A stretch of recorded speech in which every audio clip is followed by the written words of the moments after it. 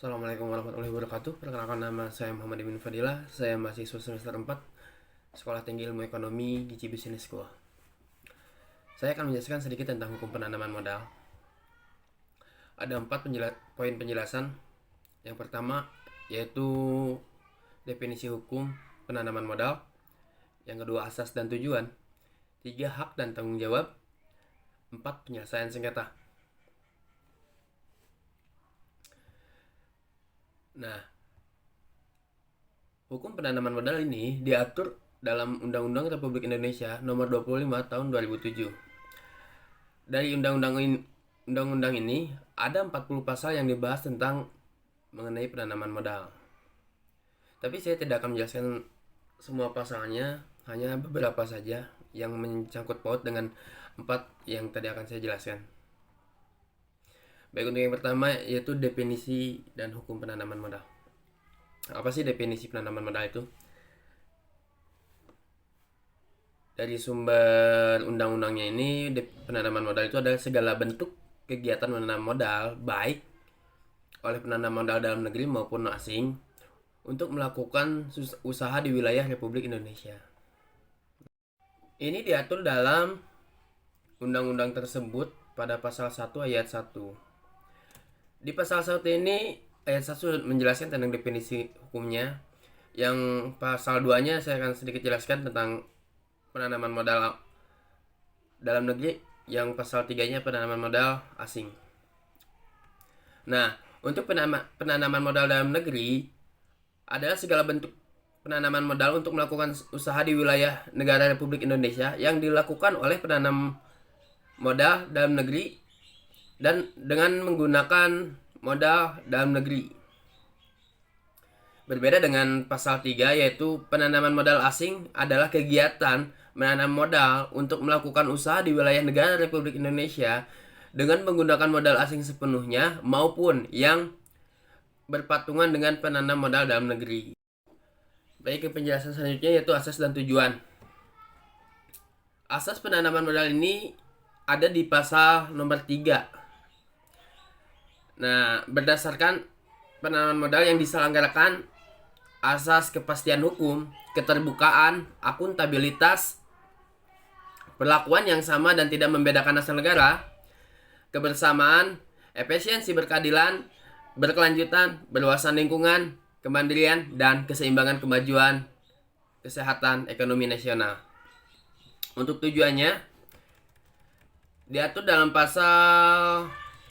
Pasal 3 juga sama, namun ayat 2 yang berbunyi, tujuan penyelenggaraan penanaman modal antara lain untuk meningkatkan pertumbuhan ekonomi nasional, menciptakan lapangan kerja, meningkatkan pembangunan ekonomi berkelanjutan, meningkatkan kemampuan daya saing dunia usaha nasional, meningkatkan kapasitas dan kemampuan teknologi nasional, mendorong pengembangan ekonomi kerakyatan, mengelola ekonomi potensial menjadi kekuatan ekonomi real dengan menggunakan dana yang berasal baik dalam negeri maupun dari luar negeri. Dan yang terakhir, meningkatkan kesejahteraan masyarakat. Lanjut ke yang nomor 3, yaitu hak dan tanggung jawab.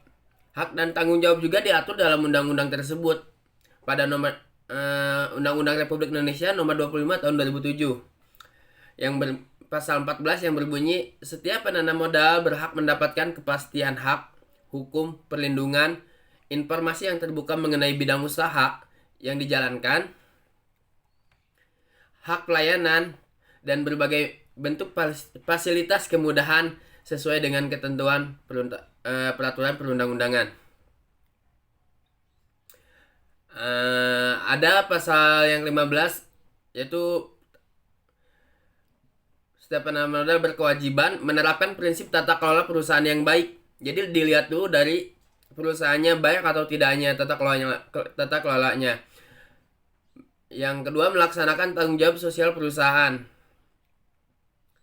Yang ketiga, membuat laporan tentang kegiatan penanaman modal dan penyampaian kepada Badan Koordinasi Penanam Modal. Yang keempat, menghormati tradisi budaya masyarakat sekitar lokasi kegiatan usaha penanam modal. Yang kelima, mematuhi semua ketentuan perundang-undangan. Balik lagi ke peraturan undang-undangan. Adapun tanggung jawabnya diatur dalam pasal 16. yang berbunyi setiap penanam modal berhak bertanggung jawab yang saat pertama menjamin ketersediaan modal yang berasal dari sumber yang tidak bertentangan dengan ketentuan peraturan perundang-undangan. Yang kedua, menanggung dan menyelesaikan segala kewajiban dan kerugian jika penanam modal menghentikan atau meninggalkan atau menelantarkan kegiatan usahanya secara sepihak sesuai dengan ketentuan peraturan perundang-undangan. Yang ketiga, menciptakan iklim usaha persaingan yang sehat, mencegah praktik monopoli dan hal lain yang merugikan negara. Jadi jelas diatur ini, tidak merugikan negara. Yang keempat, menjaga kelestarian lingkungan hidup, atau bilang SCR bukan SCR mungkin ya kalau dari perusahaan. Yang kelima, menciptakan keselamatan, kesehatan, kenyamanan dan kesejahteraan prakerja. Diatur juga kesejahteraan prakerjanya. Yang keenam, mematuhi semua ketentuan peraturan perundang-undangan. Jadi hampir setiap pasal pasti yang terakhirnya mematuhi semua ketentuan peraturan perundang-undangan. Itu sih yang saya baca dan saya simak ya dari Undang-Undang Republik Indonesia Nomor 25 Tahun 2007 ini.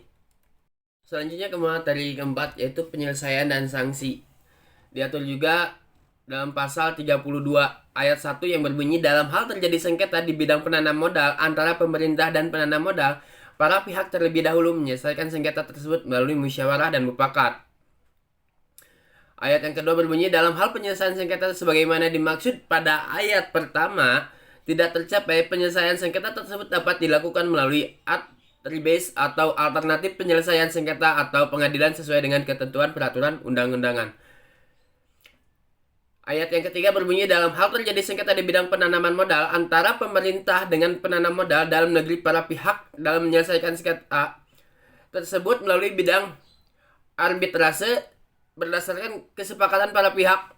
Dan jika penyelesaian sengketa melalui arbitrase tidak disepakati, penyelesaian sengketa tersebut akan dilakukan ke pengadilan. Ayat keempat juga berbunyi, dalam hal terjadi sengketa di bidang penanam modal antara pemerintah dan penanam modal asing, para pihak akan menyelesaikan sengketa tersebut melalui arbitrase internasional yang harus disepakati oleh para pihak. Jadi ya kalau ayat 4 tuh tentang penanam modal asing, ketika terjadi sengketa antara penanam modal asing dan penanam modal negeri. Mungkin itu kalau saya lihat.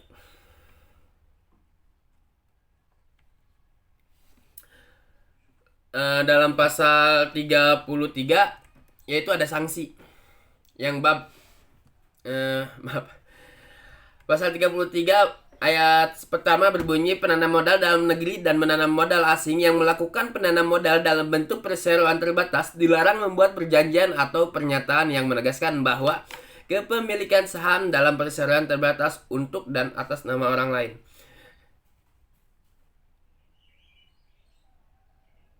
Jadi ini tidak bisa pakai nama orang lain kalau nggak. Ayat keduanya berbunyi, dalam hal penanam modal dalam negeri dan penanam modal asing membuat perjanjian atau pernyataan sebagaimana dimaksud pada ayat pertama, perjanjian dan atau pernyataan itu dinyatakan batal demi hukum. Ayat yang ketiga berbunyi, dalam hal penanam modal yang melaksanakan kegiatan usaha berdasarkan perjanjian atau kontrak kerjasama dengan pemerintah melakukan kejahatan korporasi berupa tindak pidana perpajakan, penggembelungan biaya pemulihan, dan untuk menggembelungkan biaya lainnya untuk memperkecil keuntungan yang mengakibatkan kerugian negara. Berdasarkan temuan atau pemeriksaan oleh pihak pejabat yang berwenang dan telah mendapat keputusan pengadilan yang berkekuatan hukum tetap, pemerintah mengakhiri perjanjian atau kontrak kerja sama dengan penanam modal yang bersangkutan. Jadi pemerintah berhak mengakhiri perjanjian tersebut jika mengakhiri perjanjian kontrak tersebut jika ada sebuah kegiatan tindak pidana perpajakan penggembelungan biaya.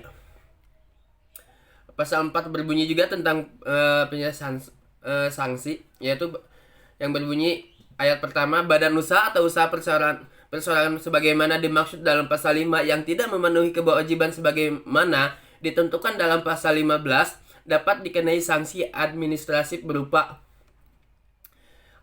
A. Peringatan tertulis. B. Perbatasan kegiatan usaha. C. Pembekuan kegiatan usaha atau fasilitas penanam modal. Yang D. Pencabutan kegiatan usaha dan atau fasilitas penanam modal. Pasal 34 ayat 2 berbunyi sanksi administratif sebagaimana dimaksud pada ayat pertama diberikan oleh instansi atau lembaga yang berwenang sesuai dengan ketentuan peraturan perundang-undangan. Ayat ketiga, selain dikenal sanksi administratif, badan usaha atau usaha perseorangan dapat dikenai sanksi lainnya sesuai dengan ketentuan peraturan perundang-undangan. Nah, mungkin dari 4 poin tersebut sudah saya jelaskan mengenai yang pertama definisi penanaman modal, asas dan tujuan, yang kedua asas dan tujuan, yang ketiga hak dan tanggung jawab, yang keempat penyelesaian sengketa dan sanksi. Mungkin itu saja yang bisa saya jelaskan, selebihnya mohon maaf bila ada salah kata ataupun pengetahuan saya yang kurang. Wassalamualaikum warahmatullahi wabarakatuh.